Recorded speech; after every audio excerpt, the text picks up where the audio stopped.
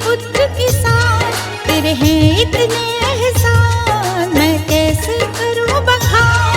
अन्नदाता अन्नदाता अन्नदाता किसान।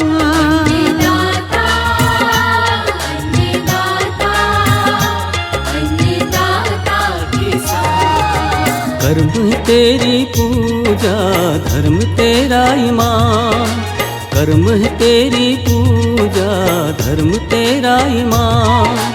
दुनिया की भूख मिटाने तू करता मेहनत जी जान।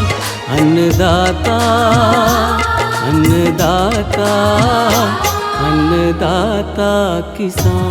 अन्नदाता अन्नदाता अन्नदाता किसान।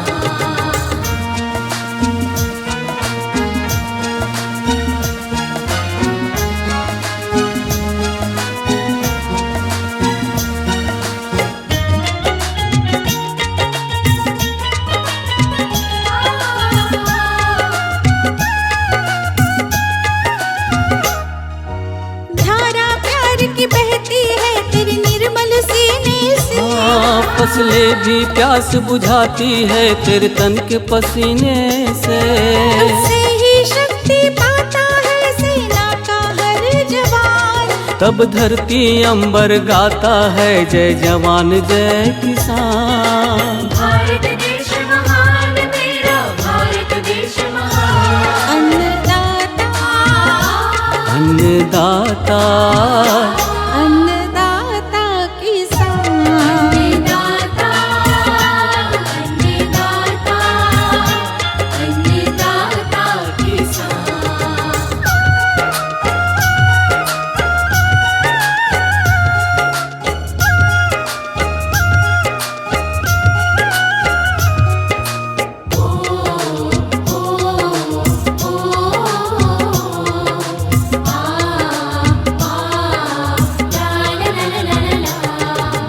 ऋषि और कृषि परंपरा भारत की है पहचान। ये विश्व गुरु फिर कहलाए भारत माँ का अरमान। निश्चल जीवन जीकर किसान करता सबका सम्मान।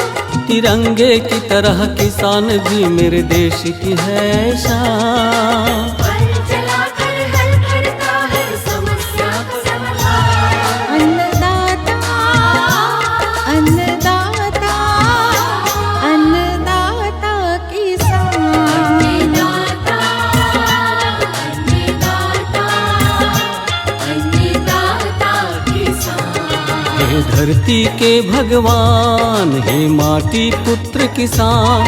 तेरे है इतने एहसान, मैं कैसे करूं बखान। कर्म है तेरी पूजा, धर्म तेरा ईमान। दुनिया की भूख मिटाने तू करता मेहनत जी जान। अन्नदाता अन्नदाता अन्नदाता किसान।